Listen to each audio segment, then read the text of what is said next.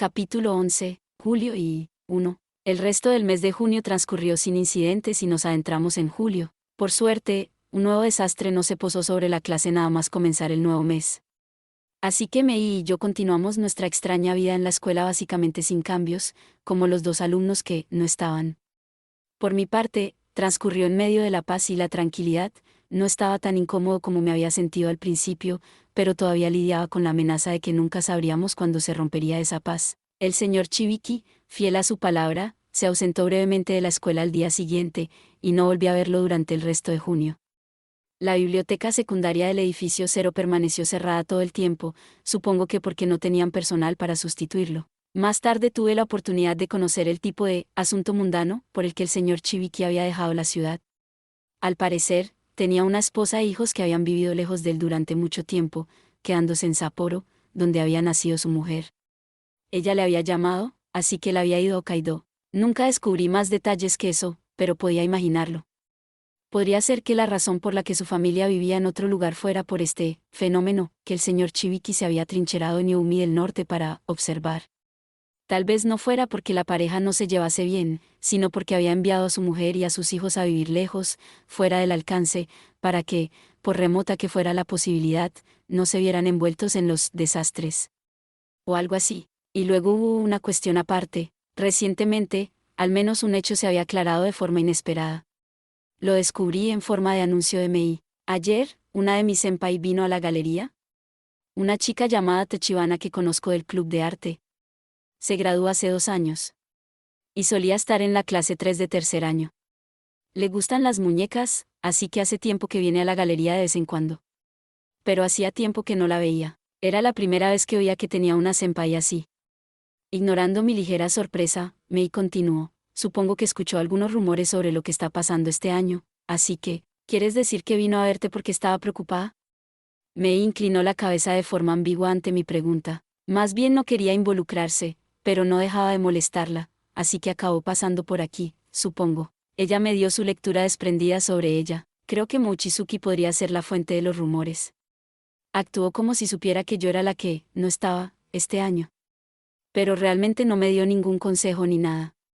Y hablando de cosas, parecía muy nerviosa, así que di el primer paso y planteé un par de preguntas que tenía. La primera había sido una pregunta sobre la persona extra, la baja, que se había infiltrado en la clase 3 de tercer curso hacía 2 años. Mei le preguntó a Tachibana por ella, mencionando el nombre, Mami Asakura, que había sacado de la carpeta del señor Chibiki. ¿Recuerdas a alguien con ese nombre en tu clase? El resultado fue, básicamente, exactamente como el señor Chibiki nos había dicho. No, no lo sé, había respondido. Luego había añadido con inseguridad, pero después de que todo terminó, escuché historias de que había una chica con ese nombre. Lo que significaba que la pérdida de recuerdos relacionados con la identidad de la víctima le había ocurrido a ella, la antigua integrante de la clase 3 de tercer año. La otra pregunta se refería al alumno al que habían hecho no estar en la clase 3 de tercer curso hace 2 años. ¿Cómo era? Había preguntado Mei, yendo directamente al grano. Los desastres empezaron porque violó la decisión de la clase a mitad de año, ¿no? ¿Qué pasó con él después de eso? Dijo que era un chico llamado Sakuma hace 2 años. Al parecer, siempre fue un chico tranquilo y discreto. Tan distante como siempre, Mei relató los hechos que había extraído de la chica Tachibana. Fue un poco después del comienzo del segundo semestre cuando Sakuma abandonó su papel de no estar. Entonces los desastres comenzaron a principios de octubre, aparentemente. La gente murió en noviembre y diciembre, y luego, después de Año Nuevo, Sakuma se suicidó. Suicidio, No tuve la oportunidad de preguntar qué pasó después de eso, pero podría haber sido la muerte para enero, en el 96. Era por la tarde, durante una pausa en la lluvia incesante. Habíamos bajado a la orilla del río Yomiyama y veíamos pasar el agua fresca mientras hablábamos. Habíamos faltado a las clases de la tarde, y sin que ninguno de los dos lo propusiera abiertamente, habíamos abandonado el recinto escolar. Volvimos a la escuela por la puerta trasera alrededor de la hora en que terminaba el sexto periodo. Cuando volvimos a entrar, alguien nos gritó, ¿qué creen que están haciendo? Debe ser el profesor de gimnasia, el señor Miyamoto, supuse inmediatamente. Supongo que nos había visto desde lejos y nos había confundido con alumnos normales que habían faltado a clase. Se acercó corriendo a nosotros. Alto ahí, ¿dónde estaban ustedes dos a esta hora de...? Eso fue todo lo que consiguió antes de detenerse y echarnos otra mirada, con las palabras espera un segundo claramente en su rostro. Luego se tragó el resto de su discurso. Hice una leve y silenciosa inclinación de cabeza y el señor Miyamoto desvió la mirada en otra dirección. Con un suspiro, dijo, esto debe ser duro para ustedes dos. Aún así, no puedo aprobar que dejen la escuela. Tienen que reducirlo. 2. Con todo esto, me decidí a preguntarle a Raiko de nuevo. Después de muchas reflexiones tortuosas sin resultados, ya no podía quedarme callado. Eso fue, sí, la noche del último sábado de junio. Escuché algo del señor Chibiki, el bibliotecario, el otro día. Hablé, sin que me lo pidieran, para detener a Raiko cuando se disponía a retirarse en silencio a la casa de al lado después de la cena. En ese momento, no podía preocuparme que los ojos de mis abuelos estuvieran sobre nosotros. He oído que, en tu último año de la escuela media, cuando estabas en el tercer año de la clase 3, eso fue en realidad un año encendido. ¿Un año? El rostro de Raiko había tenido hasta entonces un aspecto soñador y distraído, pero ahora la cautela se reflejaba en él. O eso parecía. Un año en el que una persona extra, no identificada, se une a la clase y los desastres caen sobre la gente. Es decir, cada mes, las personas vinculadas a la clase pierden la vida de una u otra manera. Eso es lo que llaman la maldición de la clase 3 minutos. Por supuesto, tú lo sabes, ¿verdad, Raiko? Oh. Sí, tienes razón, respondió Raiko, con la voz ronca. Luego cerró la mano derecha en un puño y se dio un golpe en la cabeza. Sí. Eso es lo que significa. Hacía mucho tiempo que no hablaba así con Raiko. Naturalmente, estaba increíblemente nervioso, y ella definitivamente sentía lo mismo. Lo siento, Koichi. Lo siento mucho. Raiko movió la cabeza lentamente de un lado a otro. Soy inútil. No pude evitar ver la cara de mi madre del anuario superpuesta a los rasgos cenicientos de Raiko. Luchando por acallar el dolor febril en los tendones de mi corazón, dije, quiero preguntarte algo sobre hace 15 años. Cuando mi madre me tuvo y luego murió en esta ciudad, fue uno de los desastres de ese año. Sin confirmarlo ni negarlo, Raiko se limitó a repetirlo, lo siento, Koichi. Ya había intentado hablar con Raiko sobre lo que había ocurrido 15 años atrás. Fue entonces cuando me enteré de que ella, al igual que mi madre, había estado en la clase 3 en su tercer año. Dijeron, la maldición de la clase 3, sobre tu clase o algo así en aquel entonces. Raiko se había encogido de hombros ante mi pregunta diciendo, eso fue hace 15 años. Lo he olvidado. ¿Se había hecho la tonta? ¿O sus recuerdos de algo que ocurrió hace 15 años se habían vuelto realmente borrosos? Normalmente, diría que era lo primero, pero lo segundo no era imposible. Tal y como nos había explicado el señor Chibiki, la retención de recuerdos de la gente en relación con este fenómeno, en su mayor parte no podía calificarse de buena. Además, parecía variar entre las personas. ¿Y bien, Raiko? Aún así, tenía que preguntar, ¿qué crees que fue? No lo sé. Espera, Koichi, ¿por qué sacas esto de repente? Mi abuela había estado escuchando nuestra conversación mientras limpiaba la mesa, pero ahora hizo una pausa y sus ojos se abrieron de par en par. Probablemente la abuela no lo sepa, pensé entonces. Incluso en la remota posibilidad de que le hubieran contado algo de la situación en el pasado, sus recuerdos seguramente se habrían vuelto borrosos a estas alturas. Es tan triste. De repente, mi abuelo rompió su largo silencio. Sus escuálidos hombros temblaban y la voz se le atascaba en la garganta, como si se ahogara en lágrimas. Pobre Ritsuko. Es tan triste, Ritsuko y Raiko ambas. Ya es suficiente, abuelo. Mi abuela se apresuró a ir a su lado. Le frotó la espalda y le apaciguó como si fuera un niño con una rabieta. No debes empezar a pensar así. Ahí. Ve allí y descansa ahora, abuelo. Me pareció escuchar la voz chillona del pájaro Mainare superponiéndose a la de mi abuela. Anímate. Mi abuela tomó la mano de mi abuelo y le ayudó a levantarse. Finalmente salieron de la habitación, y en ese momento, sobre ese año, dijo por fin Raiko. Honestamente no sé lo que pasó con Ritsuko. Pero, no sé, siento que... Se detuvo a mitad de ese año. ¿Se habían parado? Sorprendido, repetí lo que había dicho. ¿Te refieres a los desastres de ese año? Sí. Asintió débilmente con la cabeza y volvió a golpearse. Casi no había casos en los que las catástrofes hubieran cesado una vez iniciadas. Esta era la pregunta que me había hecho cuando el señor Chibiki había dicho eso. Sí, casi ninguno significaba lo mismo que no podemos decir que nunca ha ocurrido, entonces eso significaba que tenía que haber un caso en el que se detuvieran a mitad de camino, es decir, Ese raro caso había sido el año en que Raiko estaba en tercero, hace 15 años. ¿Por qué? Incapaz de contener mi emoción, mis palabras salieron con fuerza. ¿Qué hizo que los desastres se detuvieran ese año, Raiko? Pero su respuesta fue evasiva: es inútil. Está todo borroso. No puedo recordar realmente. Se golpeó la cabeza unas cuantas veces más y sacudió lánguidamente la cabeza. Oh. Pero ¿sabes qué? Definitivamente algo pasó ese verano. Al final, eso fue todo lo que saqué de Raiko esa noche. 3. Durante lo que quedaba de junio, había tenido otras 2 oportunidades de llegar a la ciudad de Misaki, a ojos azules vacíos para todos, en el crepúsculo de Youmi. Una vez, pasé por allí a primera hora después de ir al hospital municipal para que me hicieran un pronóstico sobre mi pulmón colapsado. Pagué la cuota, miré las muñecas y bajé, solo, a la sala de exposiciones del sótano, pero ese día no me encontré con Mei. No le había dicho que iba a ir, así que ni siquiera sé si estaba en casa. No me atreví a pedirle a la anciana, la abuela Mane, que hiciera bajar a Mei. Me contenté con ver varias creaciones nuevas de Kirika y me fui poco menos de una hora después. Se me hace raro venir aquí y no encontrarme con Mei. El pensamiento pasó por mi mente ese día. La otra vez fue el último día de junio, el martes 30 por la noche. Acabé yendo porque Mei me invitó de camino a casa desde el colegio. Ese día no subí a su casa en el tercer piso. Y tampoco vi a Kirika. Pasamos el tiempo en los sofás de la primera planta de la galería, aún vacía de clientes. Esa fue la primera vez que acepté el té que nos preparaba la abuela Mane.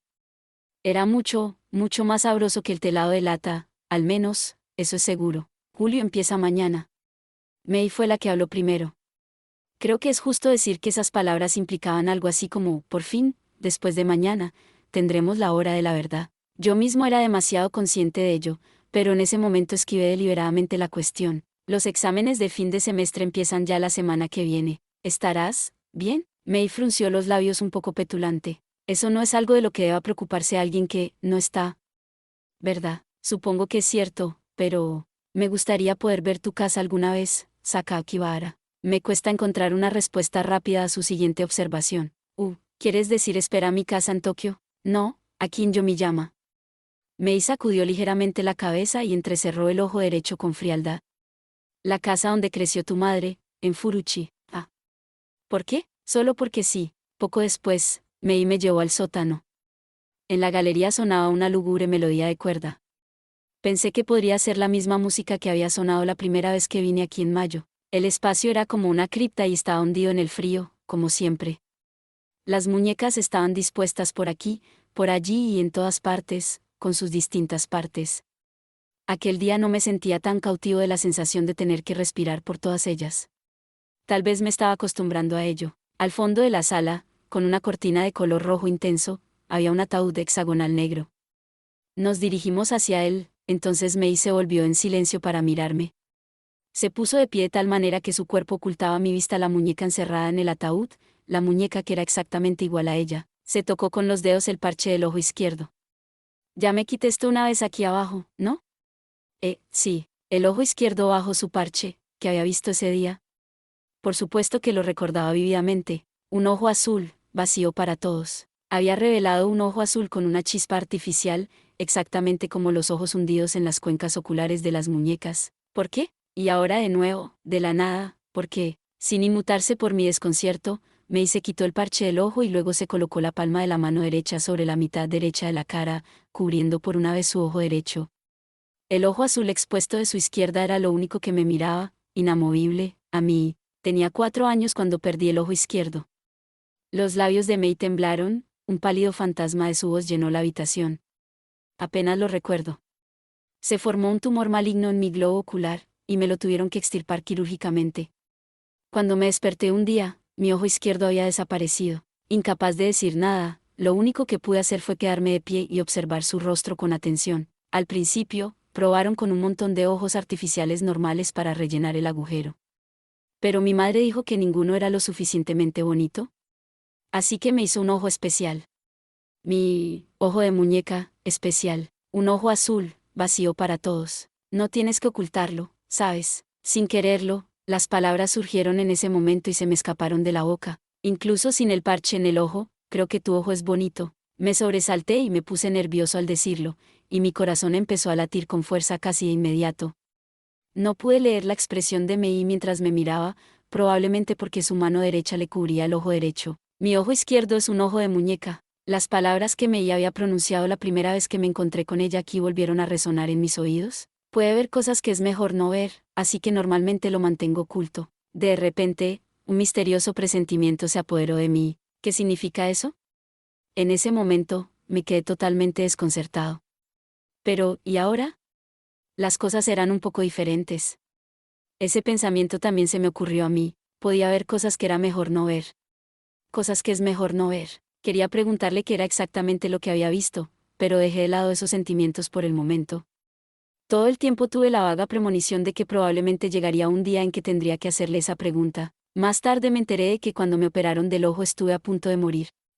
La palma de la mano de Mei aún cubría su ojo derecho. La verdad es que lo que pasó entonces me marcó, ¿me crees? ¿Te refieres a los recuerdos de una experiencia cercana a la muerte? Solo pesadillas de una niña de 4 años enfermo en la cama.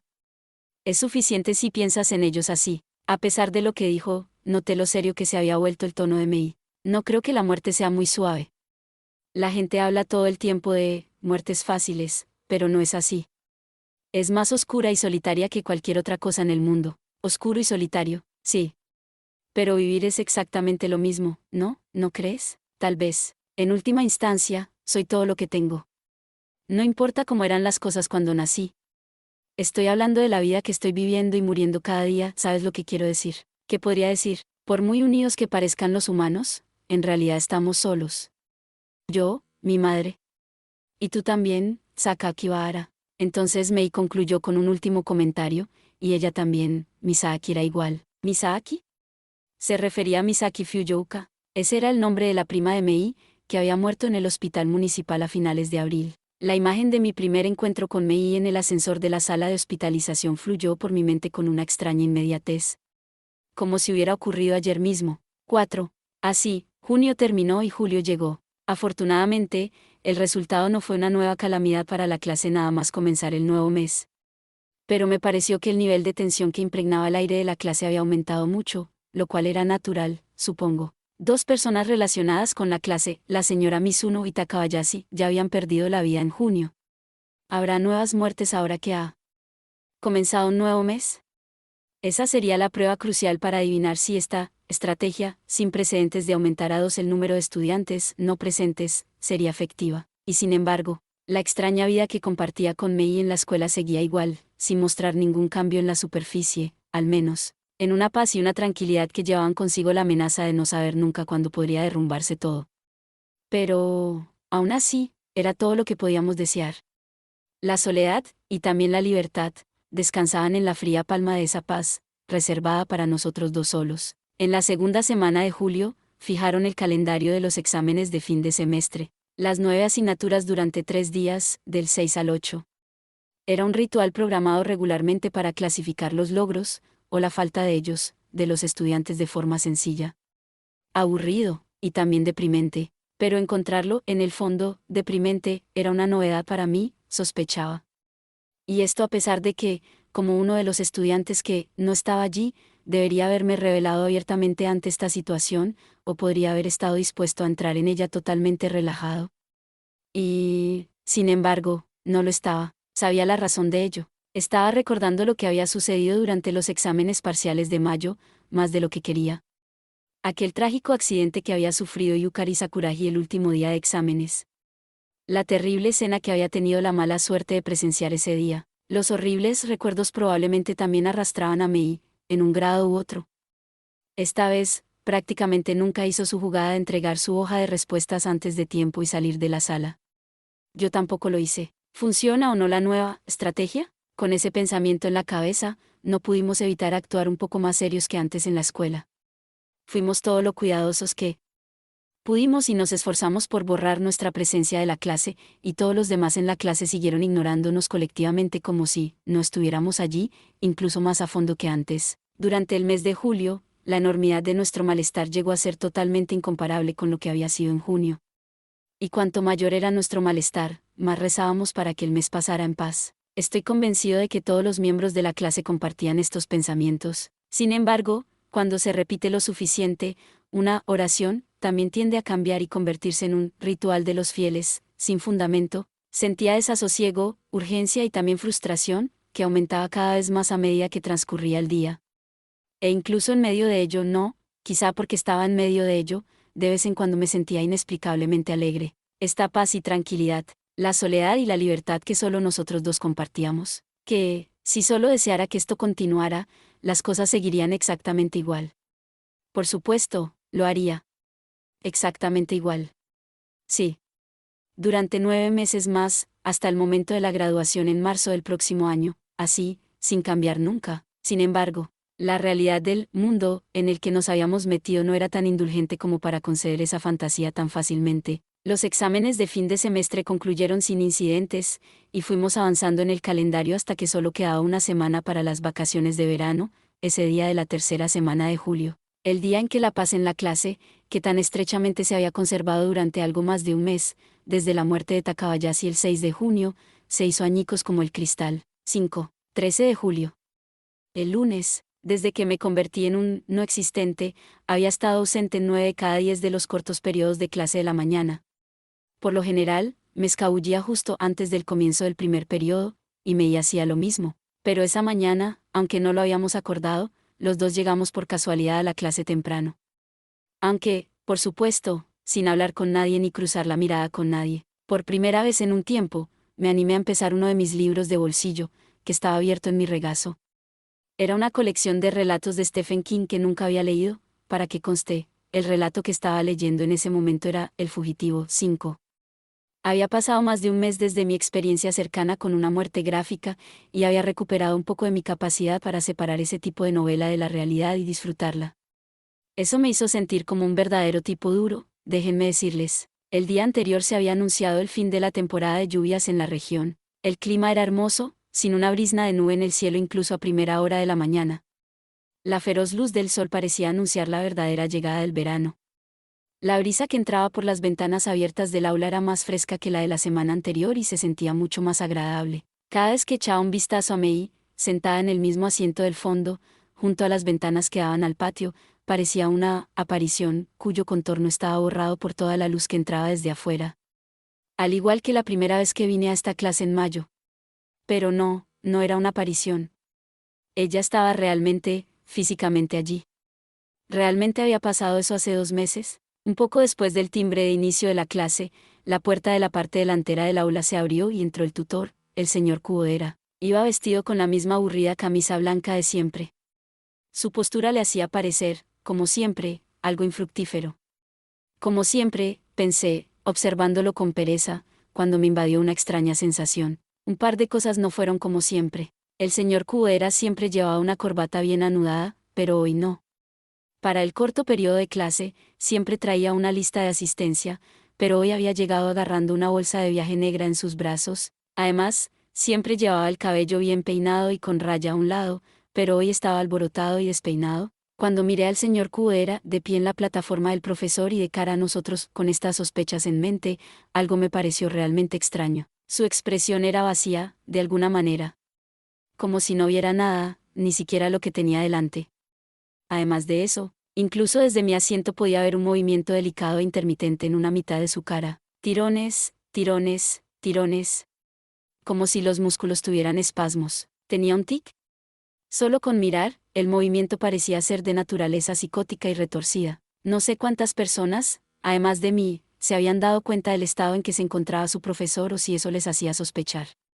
Todos estábamos sentados en nuestros pupitres, pero un susurro de la conmoción anterior aún perduraba en el aula. Todos, colocando ambas manos en el atril, el señor Kuodera comenzó a hablar. Buenos días. También su saludo me resultó extraño en cuanto lo escuché. Su voz era extrañamente tensa, al igual que su rostro. La señora Mikami no estaba con él. No creía que estuviera fuera hoy, pero tampoco ha aparecido en todas las clases cortas, así que, todo el mundo, dijo de nuevo el señor Kuodera, hoy, necesito disculparme con todos ustedes. Esta mañana, aquí donde estoy, les debo a todos. En ese momento, el zumbido en la sala se desvaneció hasta el silencio. Les he pedido a todos que se esfuercen para llegar a la graduación con buena salud el próximo marzo. Yo también he tratado de dar mi mejor esfuerzo. En mayo empezaron a ocurrir acontecimientos desgraciados, pero aún así me dije que de alguna manera volveríamos a empezar. Incluso mientras recitaba este discurso, La mirada del señor Cuera nunca se dirigió a sus alumnos. Sus ojos vacíos parecían simplemente flotar en el espacio vacío. Había colocado la bolsa de viaje que había traído consigo sobre su escritorio. Mientras seguía hablando, el señor Cuera abrió la bolsa y metió la mano derecha en su interior. Lo que traiga el futuro es su problema. El mismo tono que si estuviera leyendo una frase de ejemplo de un libro de texto. En sí, eso no era muy diferente de lo habitual. Y sin embargo, ¿es imposible detenerlo una vez que ha comenzado, sin importar hasta dónde lleguemos, o hay una manera de ponerle fin? No lo sé. No lo sé, ¿cómo voy a saberlo? Y en realidad, ¿qué me importa? Quiero decir, como tutor de esta clase, después de todo estoy obligado a trabajar con todos ustedes para superar estas pruebas sin doblegarme, para llegar ileso a la graduación en marzo próximo.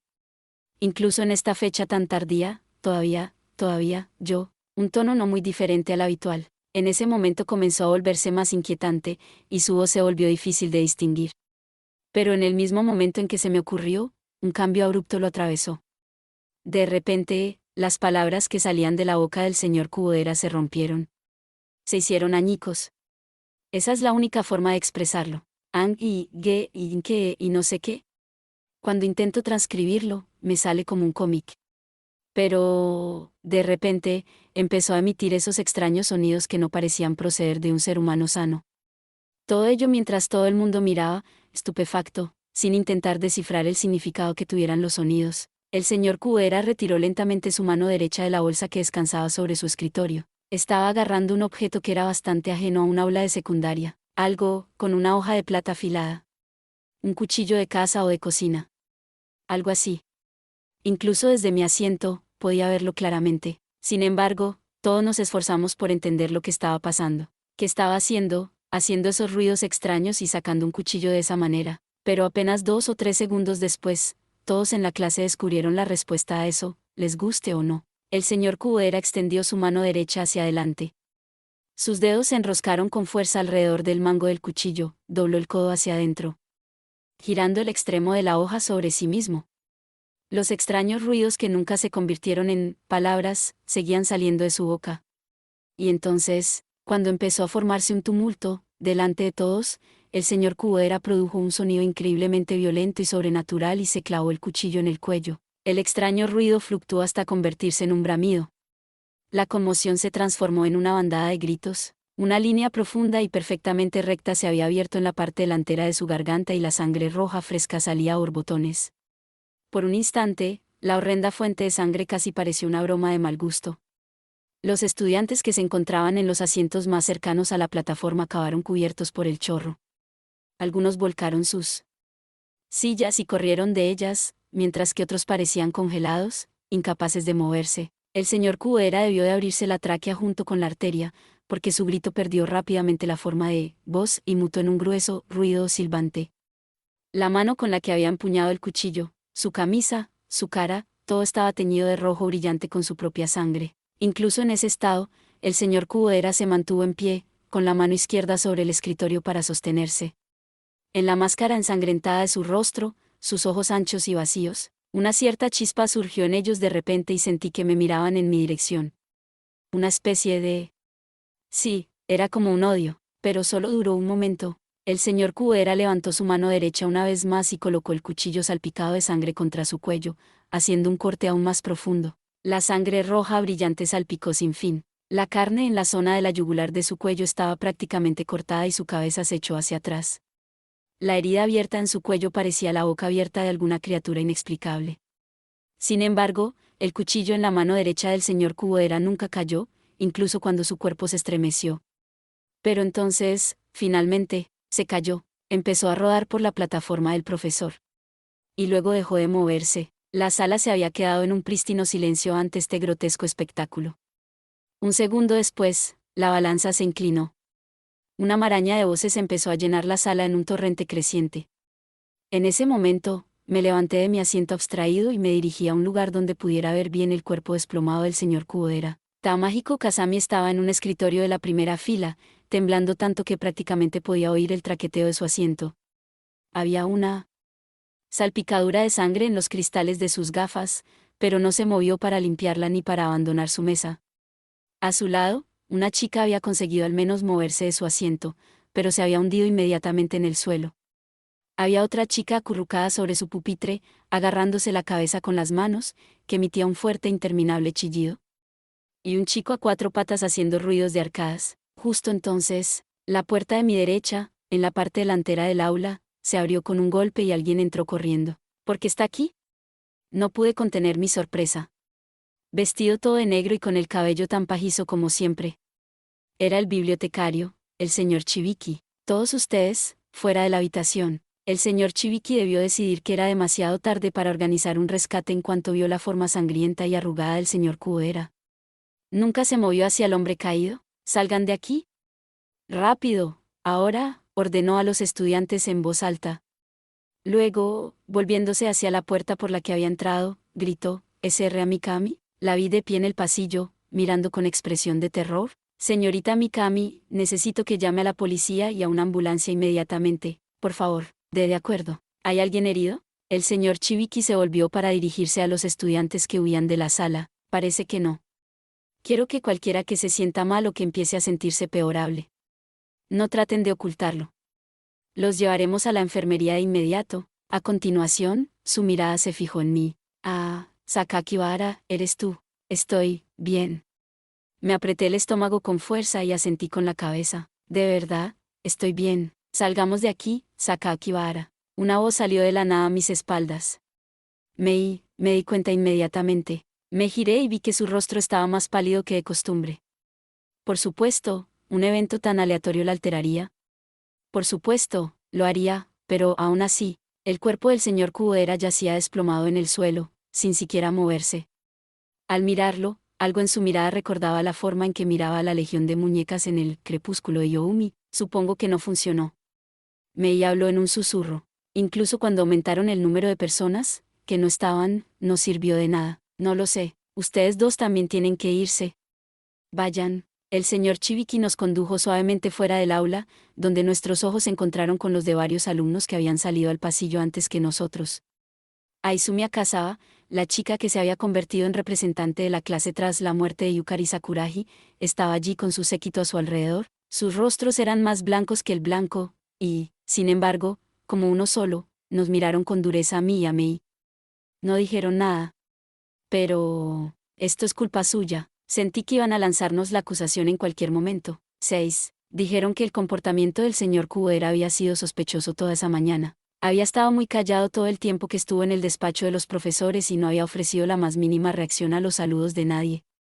Decían que parecía profundamente distraído por algo, que parecía un zombi. Al parecer, el señor Chiviki se había cruzado con el señor Kubera en la calle cuando iban a la escuela. Ambos mantuvieron una breve conversación, y el señor Chiviki dijo que el comportamiento del señor Kubera en ese momento era muy extraño, incluso peligroso. Había ofrecido un estribillo de «estoy tan cansado» y «estoy agotado», con una voz genuinamente dolida, y había apelado débilmente al señor Chiviki diciendo «no sé qué hacer». Al parecer, también le había dicho al señor Chiviki «al menos lo entiendes». El señor Kubera había sabido que el señor Chiviki fue una vez profesor de estudios sociales en Youmi del Norte y también estuvo una vez a cargo de la clase 3 de tercer año. Y cuando se separaron, el señor Kubera le había dicho algo al señor Chiviki con una voz apenas audible. «Necesitaré tu ayuda cuando esto termine». Por supuesto, eso había molestado al señor Chiviki. ¿Cómo no iba a hacerlo? Así lo describió el señor Chiviki más tarde. Por eso había acudido a la tercera planta del edificio C durante la breve hora de clase, para ver cómo iban las cosas. Y cuando había llegado allí, había escuchado los gritos y el llanto de los alumnos de la clase 3. Cuando la policía y el personal de la ambulancia llegaron, el señor Kubera hacía tiempo que había fallecido. Descubrieron que el cuchillo que había utilizado era un cuchillo de trinchar que había traído de casa. Al parecer, cuando la policía fue a registrar su casa, encontró algo terrible. Esto también fue una información que el señor Chiviki compartió con nosotros más tarde. Dijo que había obtenido mucha información del policía que había venido a interrogarle. El señor Kubera era soltero y vivía con su madre. Ella era bastante mayor y hacía unos años había sufrido un derrame cerebral. Desde entonces, estaba prácticamente postrada en la cama. El señor Kubera no era el tipo de persona que hablaba de detalles privados de su vida, así que muy pocos de sus colegas conocían su situación familiar, pero su madre. Cuando la policía fue a su casa, dijeron que había fallecido en la cama donde pasaba sus días. No solo eso, asfixiada por una almohada presionada sobre su cara. un asesinato obvio. Eso es lo que habían encontrado. Había muerto a última hora de la noche el domingo 12 o antes del amanecer del lunes 13. Decían que las probabilidades se inclinaban a que el señor Cubera fuera la persona que le puso la almohada en la cara y la mató. Debió ser el agotamiento del cuidador, como se dice. Se vio abocado a un estado mental del que no podía salir, y acabó asesinando a su anciana madre. Pero había muchas opciones que podría haber elegido para seguir después de eso. Podría haberse entregado, o podría haber intentado ocultar lo que había hecho. O podría haber tirado su vida por la borda y huir.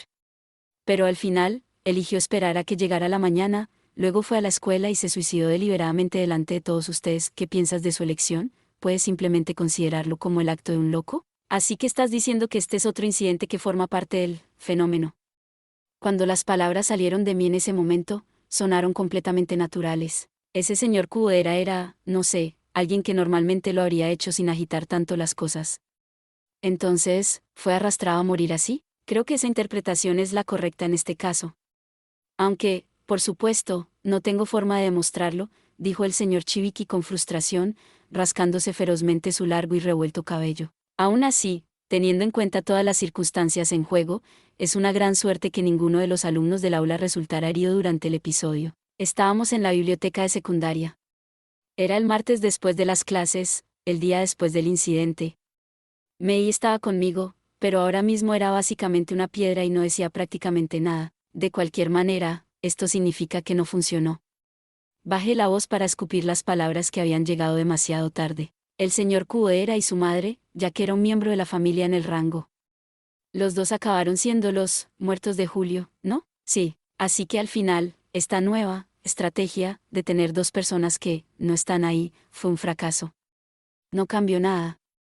Entonces, el desastre que ha comenzado realmente no se detendrá, realmente no podemos detenerlo. Por desgracia, parece que no. Con una sensación lúgubre, mi mirada huyó de la tenue habitación al mundo que había fuera de las ventanas. Vislumbré el cielo azul que entraba en la estela de la estación de las lluvias, el color casi asquerosamente libre de la penumbra. Las catástrofes de este año no han cesado. El torrente de sangre que salía del cuello del señor Cubera. Su color, incluso ahora, pintaba el cielo de un intenso color rojo. La macabra imagen surgió de la nada y cerré los ojos con fuerza, por reflejo. Las catástrofes no habían cesado. La gente iba a seguir muriendo. Eso es todo por este video. Espero que hayas disfrutado de la narración de esta emocionante novela web o ligera. Si te gustó el video y quieres ver más contenido como este, te invito a que te suscribas y le des me gusta al video.